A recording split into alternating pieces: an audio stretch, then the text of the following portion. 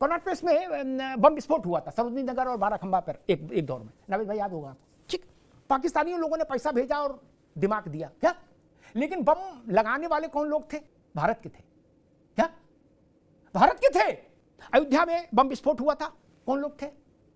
Parliament का attack मैंने आंखों से देखा।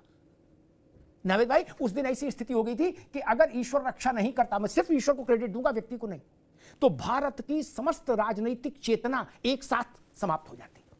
हेलो, आप सभी का स्वागत है न्यू डिबेट और न्यू वीडियो में। बटेंगे तो कटेंगे पर अमिताभ अग्निहोत्री जी ने कांग्रेस प्रवक्ता और एसपी प्रवक्ता की अच्छे से क्लास लगाई और ये भी बताया कि क्यों देश को एक रहने की जरूरत है। देश में पहले कितने बम ब्लास्ट होते थे, देश में कब कब और कहाँ कहाँ बम ब्लास्ट हुए, सब बताया। चलिए देखते हैं इस वीडियो में। पार्टियों के चलते हो सकता है आप लोग ना बोले, लेकिन मेरी बात से जरूर दिल में सहमत होंगे। राज भाई भी आज गुस्से में आ गए, लेकिन जरूर सहमत होंगे, कहेंगे नहीं भाई बात ठीक कही। कर्नाटक प्लेस में बम विस्फोट हुआ था सरोजनी नगर और बाराखंबा पर एक दौर में। नावेद भाई याद होगा आपको। ठीक, पाकिस्तानियों लोगों ने पैसा भेजा और दिमाग दिया क्या, लेकिन बम लगाने वाले कौन लोग थे? भारत के थे। क्या भारत के थे? अयोध्या में बम विस्फोट हुआ था, कौन लोग थे? फैजाबाद में जो हुआ था, संकट मोचन मंदिर बनारस बम विस्फोट हुआ था, अफगानिस्तान वाले तो आए नहीं थे बम रखने, पैसा पाकिस्तान से आया था, लेकिन हाथ किसके था? स्लीपर सेल कौन थे? इसी देश के लोग थे कि नहीं थे? वो इंडियन सिटीजन थे कि नहीं थे?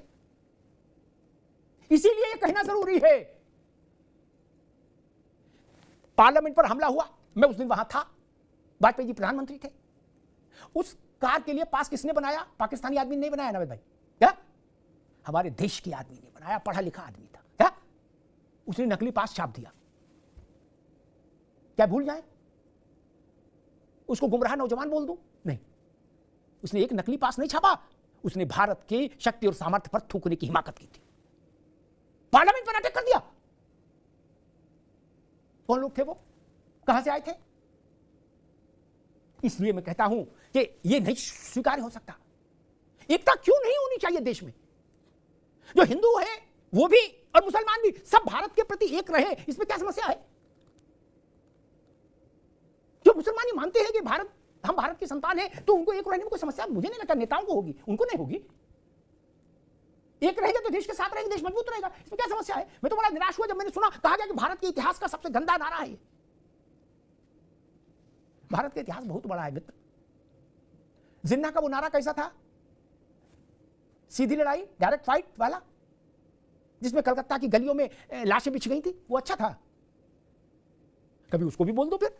क्या मैं तो देखा था, एक चुनाव से पहले जिन्ना की तारीफ हो गई थी, नावेद जी नहीं हो गई थी, बाद में वो गले पड़ गई थी तारीफ। नोआखाली में क्या हुआ? वो अच्छी चीजें थी। बम विस्फोटों का सिलसिला भारत ने अभी ईश्वर की कृपा है कुछ समय कुछ वर्षों से, अन्यथा भीड़ के इलाकों में जाने में डर लगता था। पटाखे से फूटते थे बमों के। सरोजनी नगर का ब्लास्ट हुआ था, क्या हाहाकार मचा था, मैंने आंखों से देखा। बाराखंबा का ब्लास्ट मैंने आंखों से देखा। पार्लियामेंट का अटैक मैंने आंखों से देखा। नावेद भाई उस दिन ऐसी स्थिति हो गई थी कि अगर ईश्वर रक्षा नहीं करता, मैं सिर्फ ईश्वर को क्रेडिट दूंगा, व्यक्ति को नहीं, तो भारत की समस्त राजनीतिक चेतना एक साथ समाप्त हो जाती। क्या एक साथ? ये तो अच्छा है कि सोनिया जी और वाजपेयी जी नहीं थे वहां, अन्यथा बाकी सब तो थे। मेज के नीचे छुप गए थे देश चलाने वाले, मेज के नीचे मारे डर के। क्या मुशर्रफ आए थे बंदूक लेके? नहीं ना। भुट्टो आए थे बंदूक लेके? नहीं ना। वो आतंकी यही के थे। भारत का नागरिक पाकिस्तान की योजना का हिस्सा ना बने, ये कहना गुनाह है क्या? मत बटो, ये बोलना गुनाह है क्या? और मुझे लगता है कि अगर ये गुनाह है तो ये गुनाह दुनिया के हर मुल्क को करना चाहिए, अपने नागरिकों से कहना चाहिए बटो नहीं। बटोगे तो अपमानित हो जाओगे, लांछित हो जाओगे। धन्यवाद।